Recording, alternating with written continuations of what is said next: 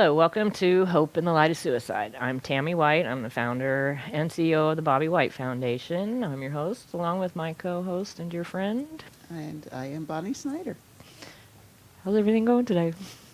Good. No, not bad at all. Good. Not bad at all. Well, first off, we again want to thank WeBeam TV for allowing us this platform to bring information and talk openly about a very difficult subject.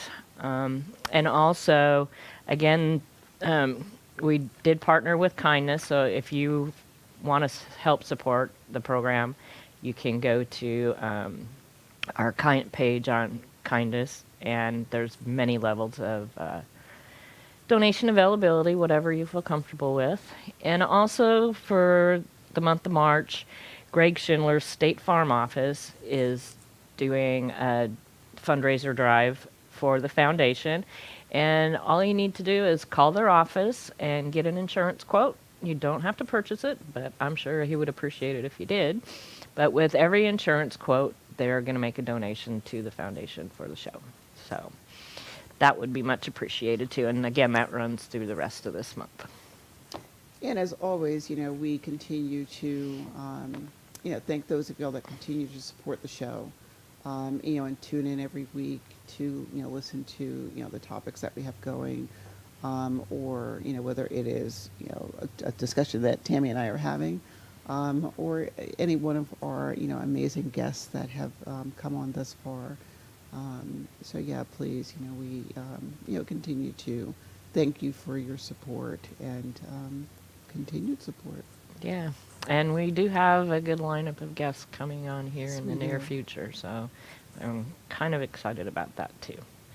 So last week we were trying to get through the last two chapters of this book. And of course we run out of time as we usually do. So today we want to finish up this book, and I have read this several times. It's a short book. It's an easy read, and I pick things out every single time, especially with the subject of suicide. You don't grasp it all at once, and also at different stages where you're at, depending on that time, different things come out or pop out that really can resonate with you. So, And you're right, Tammy. It is an extremely easy read. And although the subject of the book is suicide grief, it is so applicable to any grief. it So is. the way he's written this was just brilliant. Yeah, I like you, read the book. I'm like, I could not put this down.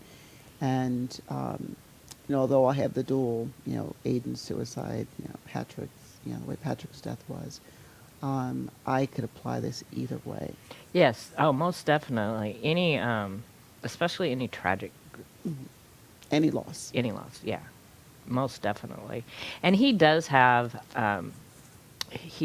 this, Dr. Wolfelt he's a prolific writer on the subject of grief. And he does have several other books pertaining to particular types of grief, such as suicide just happens to be one of them. And I've read several books. We have several books in our library for the foundation, and I think it's just the way he writes it resonates with me, and that's why I wanted to feature his books on here. Yeah, and you're right. In the way he, wrote this book, I find often times, when we look at, resources for lost survivors, and it's read this book. I find, people who are at, that master's, PhD, PhD level, right at the PhD level. Right. Not that I'm minimizing, the distinction of being at the PhD level, mind you.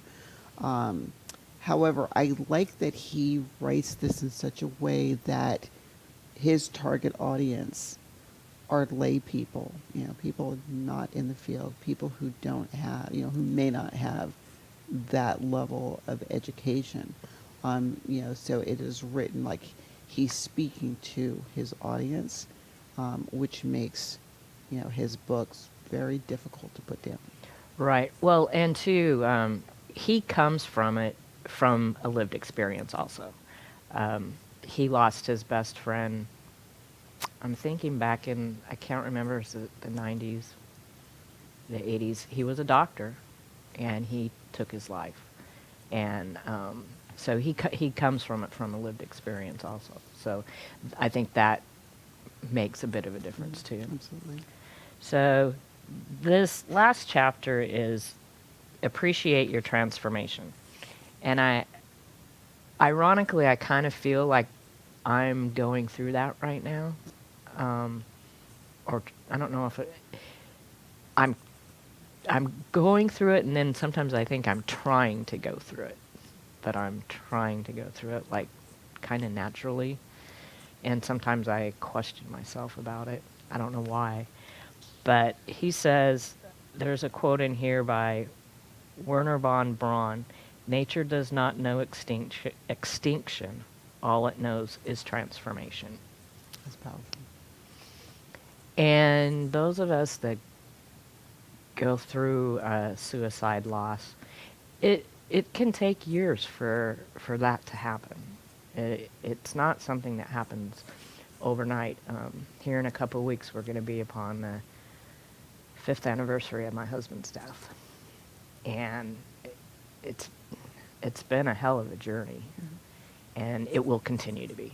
It will continue to be, and I'm definitely not the same person I was 5 years ago. And I think when I heard you say, I'm kind of there, I think I'm there, I'm not sure if I'm there, I'm just going to let it happen naturally. What we don't realize is, from a processing piece, is we are going through this journey. What becomes different is that there are times that we are more acutely aware of where we are on the journey.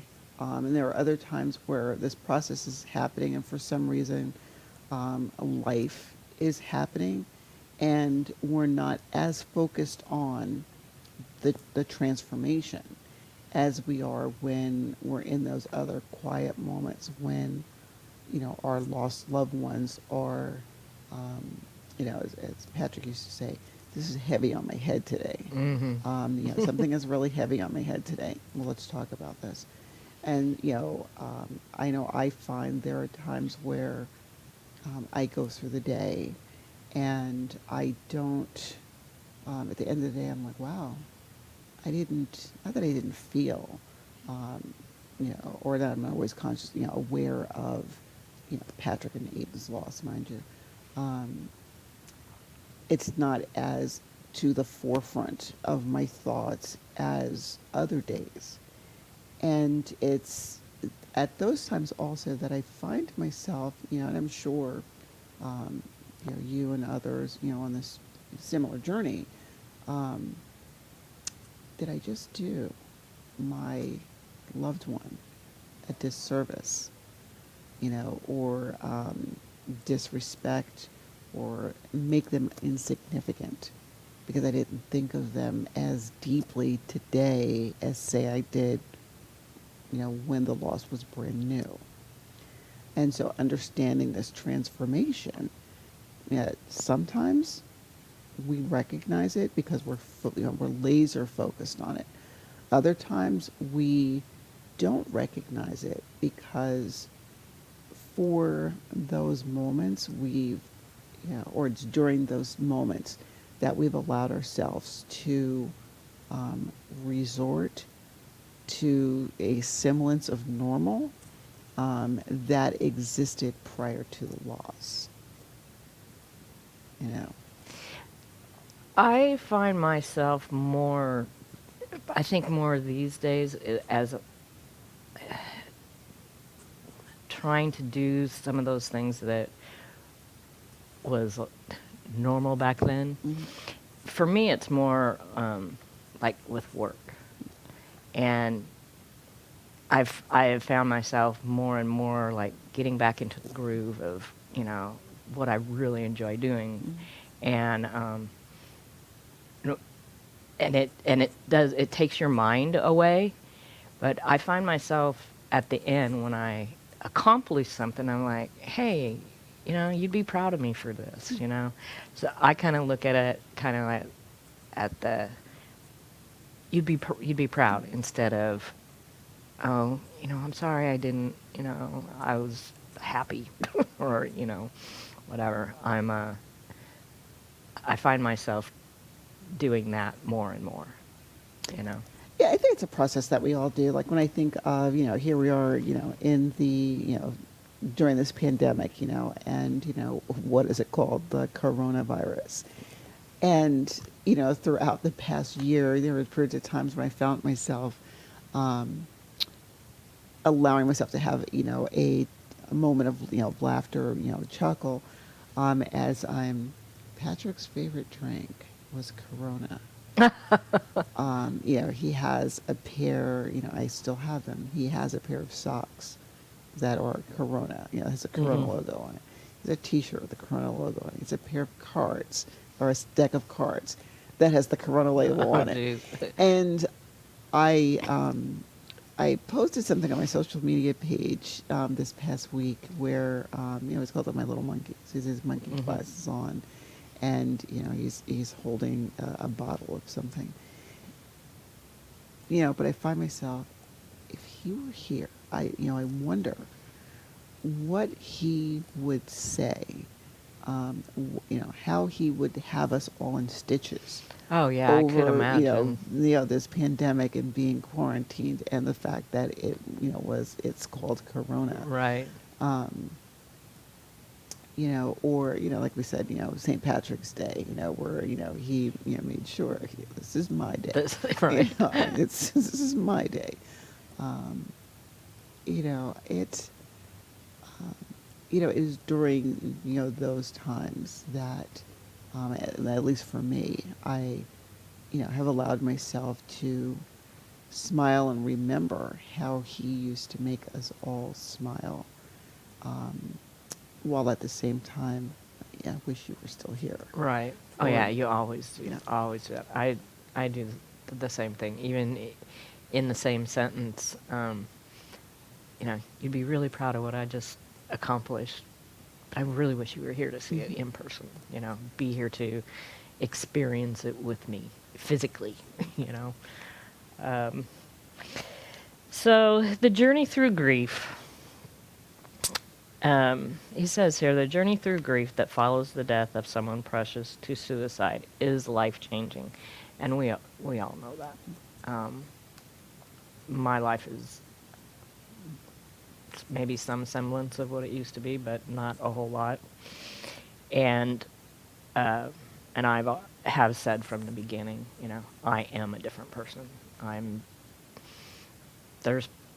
guess there is parts of me that is kind of still the same, but it is, something like this is life-changing.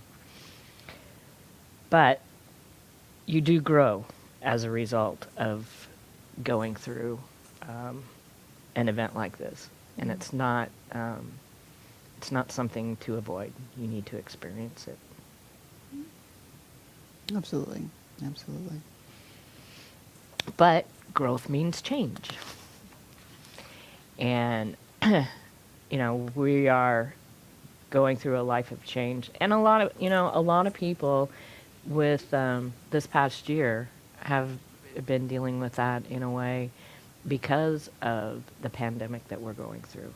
I think a lot of people out there, even without something as tragic as this, but dealing with the virus, the horrible number of deaths, still are going through something similar to what we've been going through.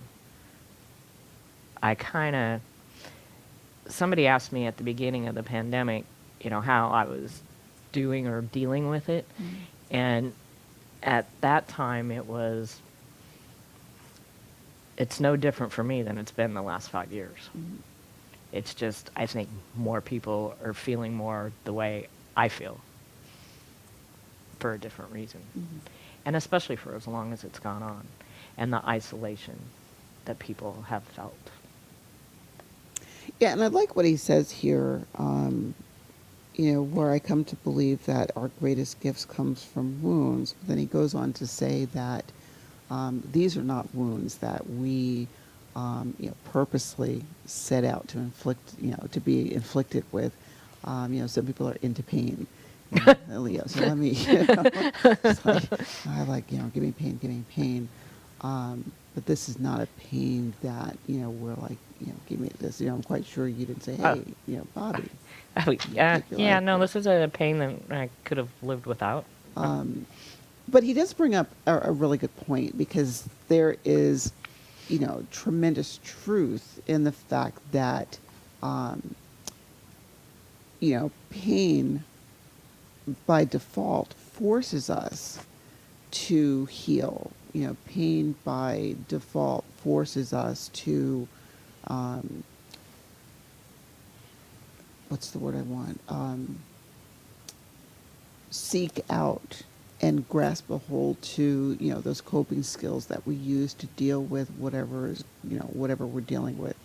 Um, you know, to do a comparison, if I have a headache, it's like, oh my, what's my coping skill? Let me go grab, a Tylenol or an Advil or a Lever, something like that, Mm-hmm. something to take this pain away.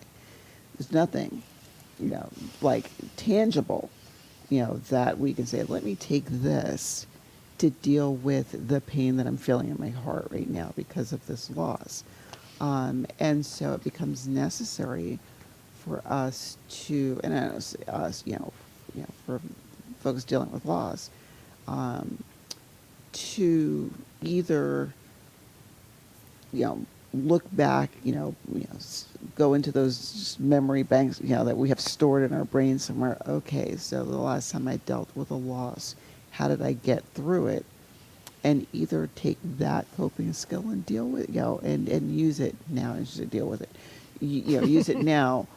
In some cases, it also becomes necessary to, okay, this coping skill worked for this loss.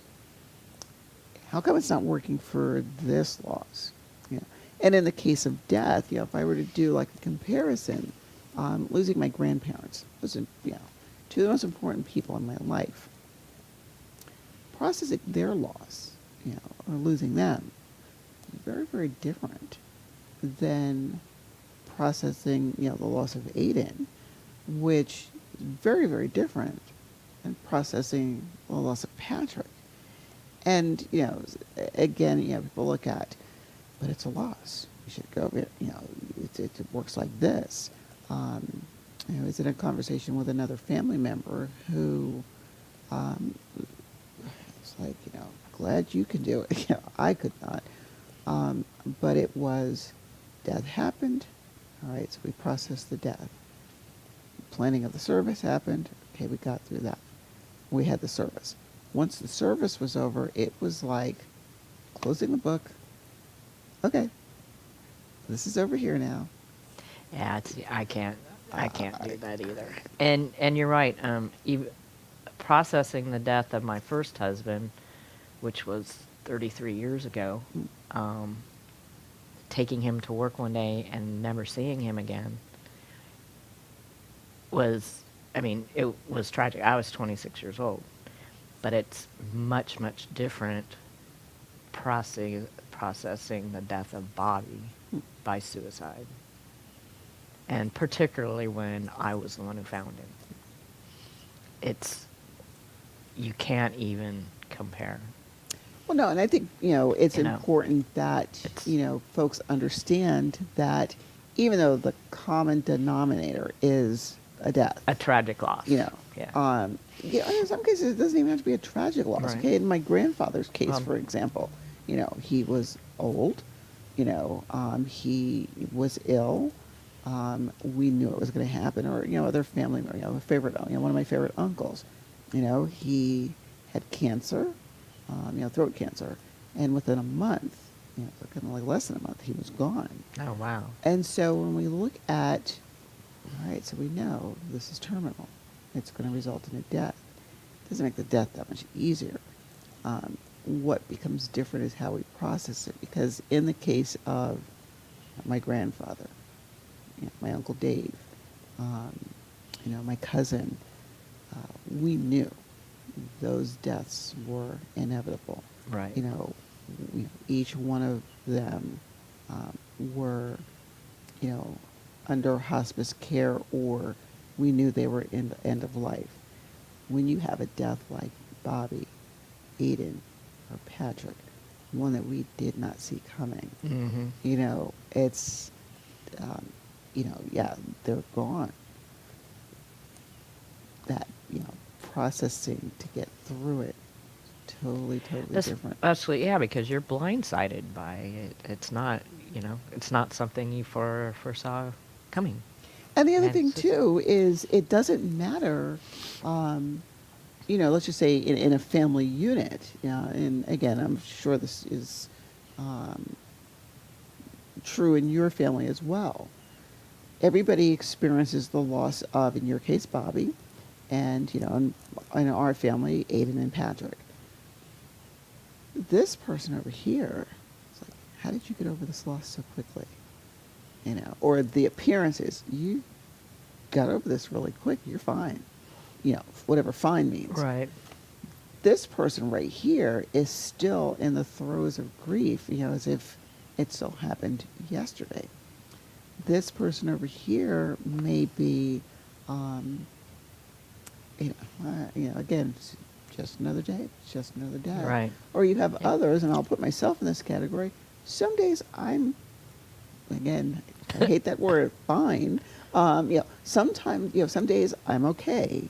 There are other days that it's like, I can't believe, did this really? And I got to get up again and do Yeah. it all over. Yeah. Yeah, you're right, because everybody in our family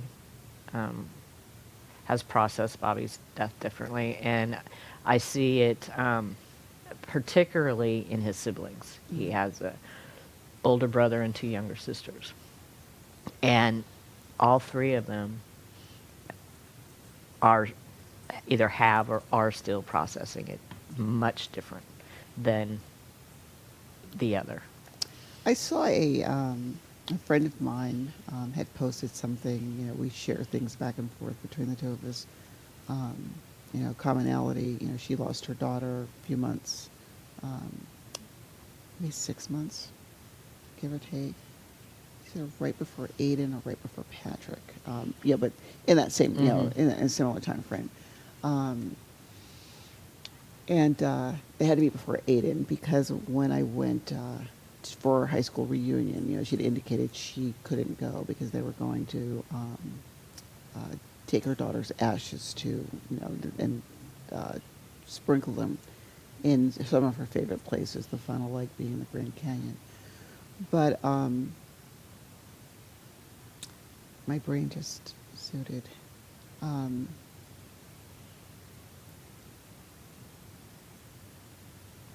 The meme that she sent me said, if you don't understand the grief that someone is going through, be grateful that you don't understand the grief. I've seen that before too. Or consider Yeah. yourself fortunate that you don't understand. Right. Or Yeah, words to something that like that. effect. Right. Yeah, And I remember I've the seen that. first time I saw that, I had to read it a couple of times. If you don't understand why a person is grieving so long, And be so grateful. hard. Yeah, be grateful that grateful. you don't understand. Right. I have seen that before, and that is true. You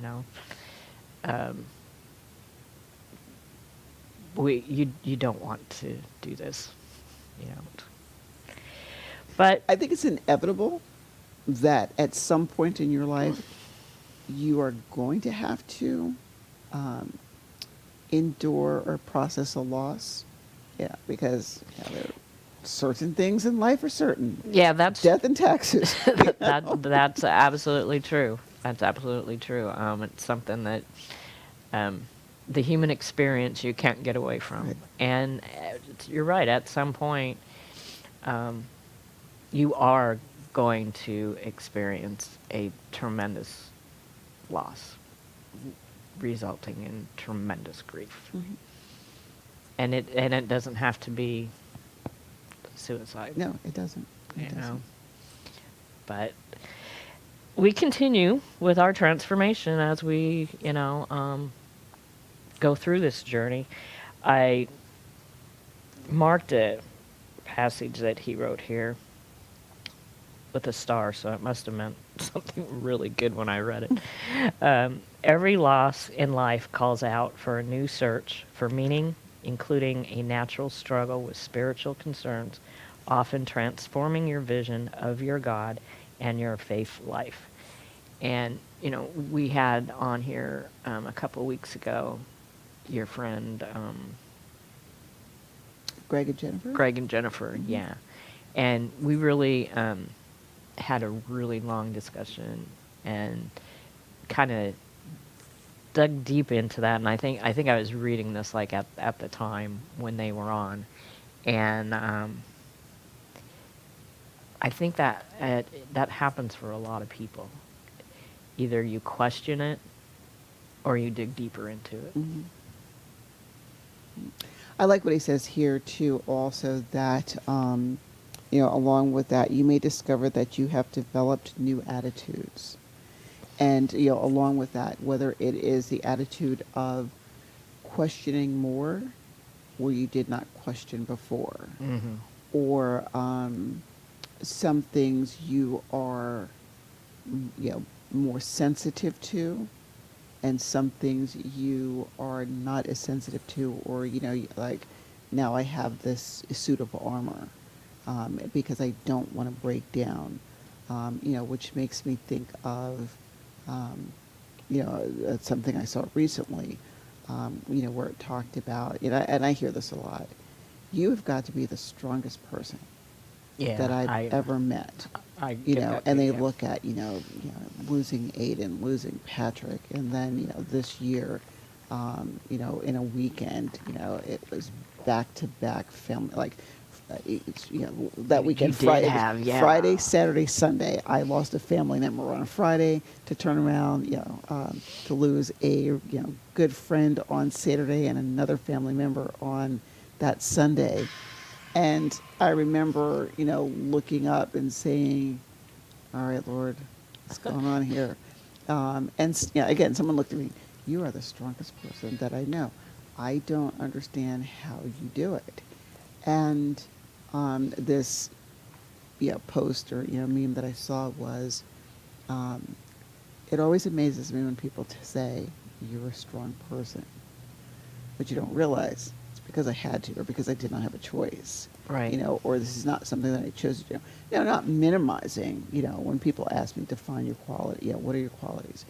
I always throw, resiliency and strength in there.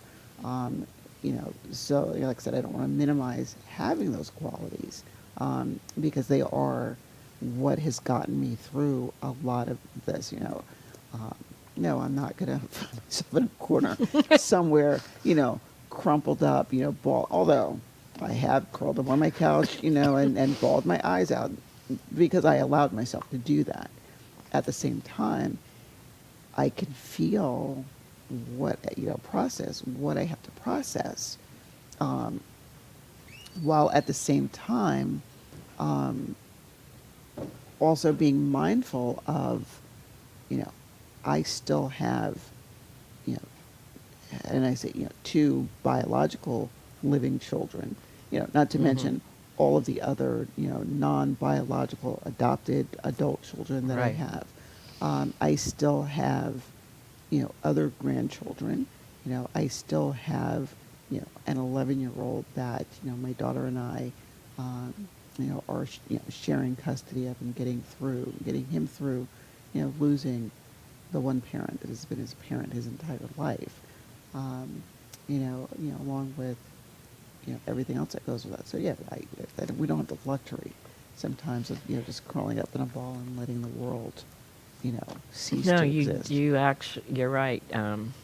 It's not something that we asked for, but you you don't have a choice when you're put in the situation.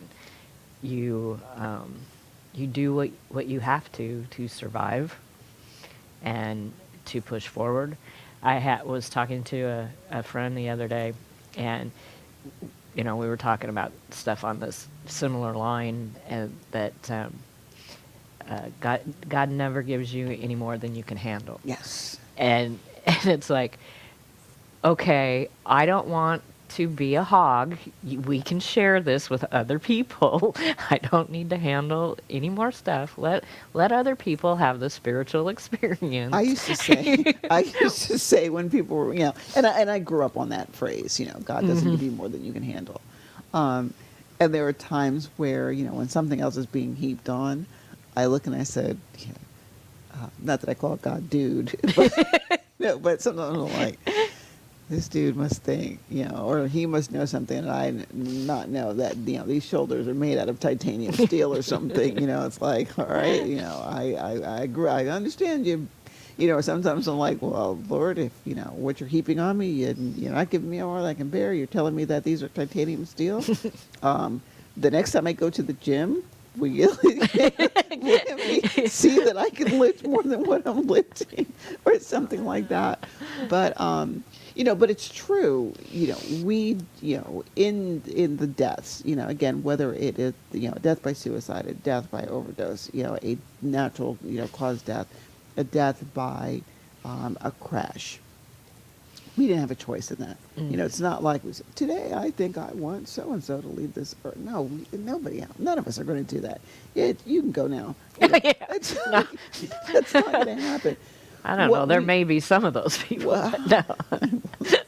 What we do No. have a choice, however, is how we deal with and process the loss. We can stay wallowed in, the sorrow and the grief and, the loss in itself, the pity, it was like, don't get me, I don't want to be, get off your pity pot. Yeah. And sometimes it's like, is it a pity pot that I'm on, or am I processing? Because that I have heard, from certain people in this transformation. You're on a pity, you're on a pity party. It's time to cancel, that party. Yeah, I've had people say that, it's time you need to get over it. Well, that's not how it works. Right. And No, it's not. that's not how it works for me. Maybe that works great for you, but that's not how it works for me. This is, you just don't love and live with somebody for 30 years and get over it in a couple of years. Well, you don't love and have given birth to somebody that you've had Exactly. in your life for 33 years, or you don't love someone that, I always look at my grandchildren, it's like by default I gave birth to you. I gave birth to your parents, and if I didn't give birth to your parents, you by default Right. wouldn't be here. But whether it is, 30 years with Bobby, the 33 years I had with Patrick, the 14 years I had with Aiden. Right. That is not it's not like a light switch. No. Which is why, again, how, Dr. Wolfelt, skillfully, not only, laid out the touchstones, but the Bill of Rights at the same time, to let people know, hey, this journey is different for everybody. This journey, may be different for us as individuals. No matter how many times we experience a loss, because again, That's my true. journey after losing Aiden is very different than my journey after losing Patrick. Right. Doesn't mean that one was more significant than the other, or I loved one more than the other, or because Patrick lived at home and Aiden was, 1,200 miles away. No, it is, for whatever reason, I'm, would not be surprised to have someone look at me and say, Bonnie, what were the differences? How come, with, Aiden, you did this, or with Patrick, you did this, or with your grandparents, you did this, but with your uncle, you did this. I don't have the answer. It's just because that's how it. That's It's how just it the way the happened. process works. Exactly. Yeah, and it is. It's different for every loss. Yeah, because I even remember when I lost my grandma, and she it was years ago, and she she didn't want to go. She was afraid, Hmm. you know. But it was her time. She was 88, and I remember, and it was hard going through those last few days, Hmm. even though I wasn't physically with her. She was out in Oregon, and of Hmm. course I was down here. But the night before she passed away, my cousin would put her cell phone up to my grandma's ear, and I would talk to her. And that last night, I told her that it was okay to go, and that Bobby would take really good care of me, but it was okay. And she ended up passing away just a few hours later. Yeah. And in those, like I said, those few days prior to, it was kind of agonizing because you you knew that her life was over, but she was fighting it, but she could no longer stay on this earth. You know, And it was almost a relief, even yes. though I miss. She has always been an advocate for me my entire life, and to lose that person, but it was almost a relief because to me she was free. I look at it as sometimes, in those instances where, it's an expected death, the death of some, Hmm. an elderly person. Um, you know, I will, um, share, similar to your experience with your grandmother, mine with my grandfather. I was in Germany, and, I remember, getting letters, or talking to my mom, and calling from Germany is like ultra expensive. But letters going back and forth between my family, oh, we thought this was it, we thought this was it. And I'm thinking, oh my gosh, this is the man who raised me, my early years of my life, he and my grandma. But I remember going home, on leave. This was, prior to his death. And, walking in the house and, hey, I'm home. And his face lit up. He was sitting in his favorite recliner, his face lit up. And I remember my grandmother telling me later on in the day, she goes, I haven't seen his face that bright in, quite some time.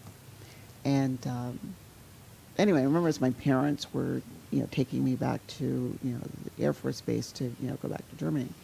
I remember my mom, was like, what's the matter? And I said, I fear the next time I come back home, it's going to be because he's gone. And it was, I'd say roughly 10 days later, I got the phone call. They thought they were going to, like us, the Red Cross notifies, service members, there's a Right. death in the family, or they have to verify it. And I remember my first sergeant, coming in, they were like, oh, I went away for the weekend. Like, oh, they've been looking for you, The first sergeant says, we have to keep you here in the barracks until he gets here. My brain immediately went to, I know what he was coming to tell me. And, he walked in the door, and I'm looking at him. And, maybe I shouldn't share this. I wasn't really a fan of this particular first sergeant. But, as he walks in the door, I'm looking at him, and here he started to open his mouth, and I said, I don't care what we have to do, but I need you to make sure that I am on the first thing cooking out of Frankfurt. And I said, because I know you're going to tell me my grandfather's gone. And, because my grandparents raised me, it was deemed local parentis, so yes, I Right. had to go, It's like, there was no question as to whether, like they weren't going to fight me in terms of, well, it's, we have to, we really don't have to let you go because it was a grandparent. It's not like it was a parent. I'm going for this. Not that I would go AWOL, but, it was, I'm going for this, I'm going to be AWOL. Again, of course, I wouldn't go AWOL, but in processing his death, that, I don't want to say it was easier because I was prepared for it. Hmm. Again, didn't make the grief any less, didn't make the process any, it would be contradictory for me to say it didn't make the process any easier. Because in effect, it was easier because I was prepped You for were that one. prepared, Yes. yeah. Yeah. Well, and like in Bobby's situation, I, for many years, um, was preparing for his death, but from, he had multiple sclerosis for 25 years, and which is a degenerative disease, something he was never going to recover from. As he got older, it would get worse. And we were very fortunate that we had him for 25 years. We, it's kind of odd in among myself and our family, have known several people with MS, and there has only been one out of probably almost a half a dozen people that I've come across that lived past the 25 years of having multiple sclerosis. And so I kind of throughout the years had prepared myself for that. That's how I was going to lose him, was because of that disease. Not that he was going to take his life. Oh, the same thing like with Patrick. He lived at home. And I remember how many times I said, I'll be glad when I have my house, like I was ready to Right. be, truly an empty nester. Right. Not like that. Not that Not way. like that. Yeah, Not- exactly. But we have a responsibility to live. Yes, we do. Yes, we do. And at times, and I've kind of had this, I think I'm past this a bit, but we do question, who am I? Mhm. What am I meant to do with my life? And especially in a situation like this, what do I do with this now? Right.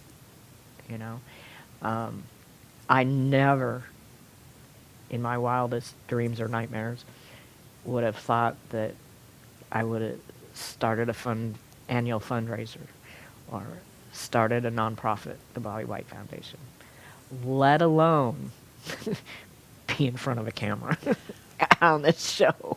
I know, absolutely. And as we share about the show, and people, say the same thing. Never in my life did I think that I would be doing this. And I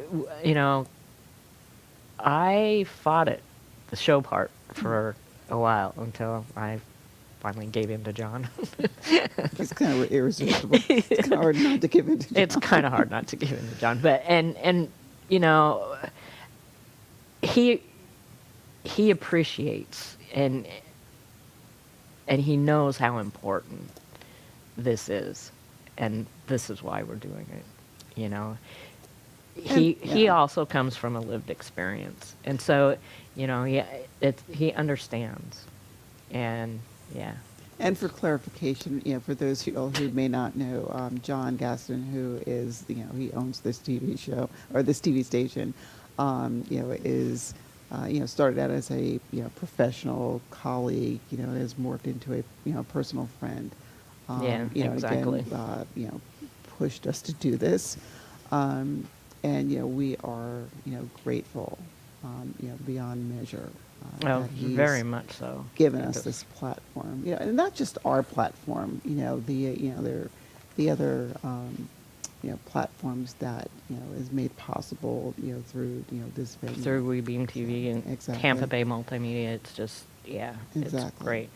So with our responsibility to live, you have to live not only for yourself, but for the precious person in your life who has died, to work on his or her unfinished work and to realize his or her unfinished dreams. Right. Well, as far as Bobby goes, he didn't like the spotlight. So, I don't. He's probably up there like, "What are you doing?" But I'm sure he's very proud. In that your responsibility to live, I like what Dr. Wolfelt says here, where he goes, while it hurts to suffer lost love, the alternative is apathy, which literally means the inability to suffer. And it results in a lifestyle that avoids human relationships to avoid suffering. And when I read that, I both had a wow moment. I also chuckled. Um, the chuckle part of it is, those little moments where, as you're processing this, where you find humor. And I found humor in this. My neighbor across the street with this running joke where, he just insists that I'm getting married this year. Oh yeah. And I'm like, I'm not dating, so therefore, and I'm like, it's like, I'm not actively, he was like, when you least think, when you least expect it. But this, that's sentence resonated with me for a moment because I had to ask myself, don't get me wrong, I'm content being single. I'm not, it doesn't bother me being single. Not that I avoid relationships or that I have an aversion, or, don't even approach me, guys. Don't even approach me. At the same time, it did make me think, am I single because I'm not really, I'm not actively seeking out a relationship? Or am I subconsciously sabotaging any, I don't want to say ability, opportunity for relationships because there's a bit of apathy in here. This is, I don't want to be super close to another person because I don't want to endure another loss. And even though, the loss of a relationship is not the same as losing someone by death, the grief, in some cases can be exactly the same. Yeah. And, it can. like I looked, I looked at them like, all right, Dr. Walford, what are you really saying here? Let me piece and parcel this. And I was like, wow, that's really, and even beyond romantic relationships, it also makes me think of, in personal relationships, like not, let me use my daughter for an example. Mind you, my children and I were always very close, very, very close to my children. And, besides the fact that my daughter lives an hour, there's an hour difference between our respective houses. She made a comment to me as we were talking, and I said, I come to your house a lot. What's up? You don't come over as often as you used to. Um, and it was just one of those really didn't think about it kind of conversation, of just spontaneous conversation. And I was struck when she says, Mom, it's not that I don't want to come over. And it has, I want to phrase this, make sure that there is no misunderstanding in how I phrase this. It has nothing to do with you per se. It has everything to do with the fact that when I walk into your house, Patrick is on a shelf. He's not in his bedroom. He's not going to walk around the corner and say, hey, Beans. His nickname for, we used to call her Jean the Bean, so he called her Beans. Hey, Beans. And so even within, those really, like sometimes it's like, it's hard having a conversation with other family members, especially my, two other children, because it's like, I don't want to say something that is going to upset you, Mom. And then likewise, I'm like, oh, I get feeling it. I don't want to say something that's going to upset you. Or even, when Kira and I are, talking periodically, not that we tiptoe around each other. At the same time, in, the continued living relationships is I don't want to hurt or cause someone else any more pain or grief than either A, we're already going through, or unintentional grief, And, but the transformation continues. Yeah, and I understand that too because you know, besides the pandemic, even before that hit, with my sister-in-laws and my brother-in-law, um, they don't come over to our house, um, and as time has progressed, it's gotten less and less to not at all. Right. And I don't think I've even spoken with my brother-in-law in a couple of years. As, and my one sister-in-law, I did spend Thanksgiving with them, and my other sister-in-law, Bobby's youngest sister, Mary, she's actually going to be on the show in a couple weeks with us, and her and I converse probably more, but the other two it's very little, and like I said, they don't come over to the house, and I can understand why. It's easier. I think it's harder for them to be there, but for me, it's easier for me to be there. Right.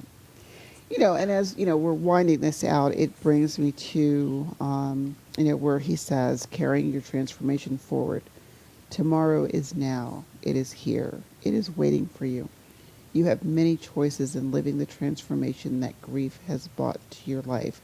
And then the last thing says, say yes to life and no to suicide.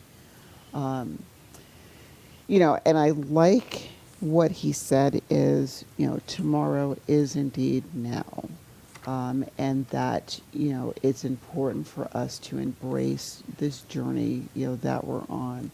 And, I say that not only for us, but anybody For who anybody. is dealing with, a suicide loss, we do the reminders, as, we end up in a show about, resources that are out there, the development of the purple folder. Yes, we have the purple folder.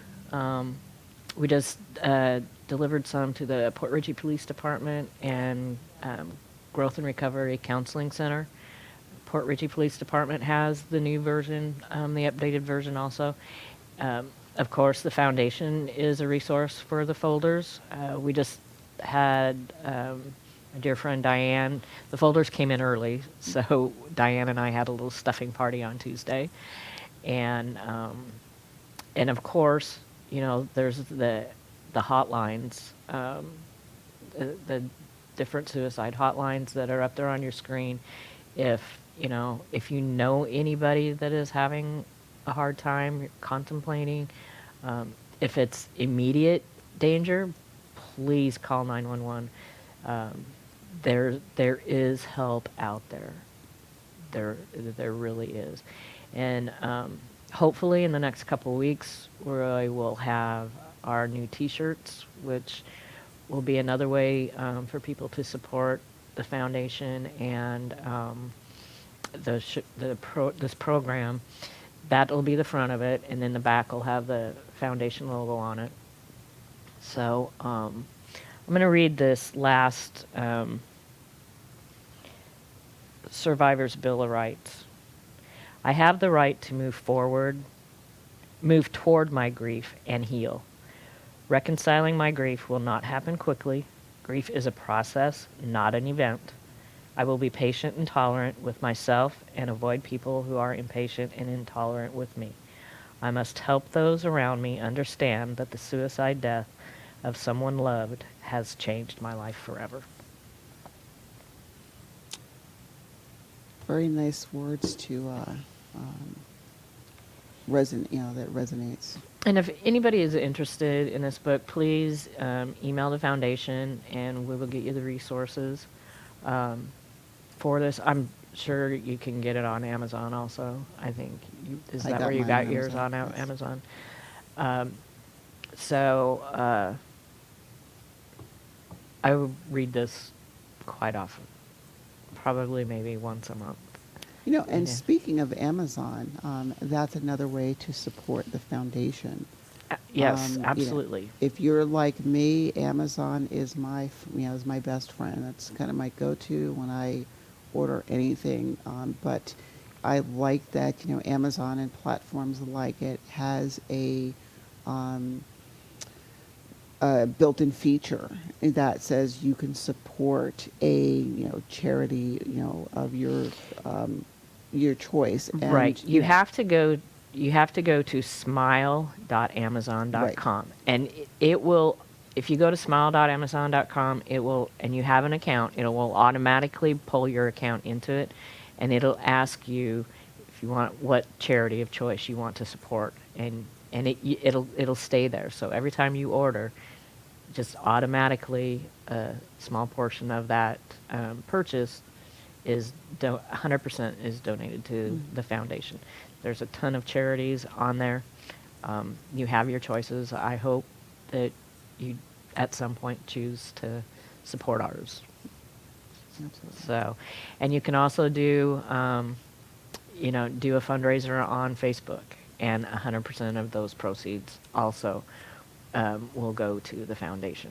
That's another really good way to help support us. So again, we want to thank WeBeam TV. We want to thank Greg Schindler's State Farm Office for their fundraiser this month. Kindness. Kindness. Please be sure to go there and choose your level of donation, what you feel comfortable with. And hopefully next week we're going to have an important guest on here. I'm just waiting for the email back for confirmation. So please reach out to someone. If you even have an inclination, just reach out. And remember, there's always hope. And thanks for joining us.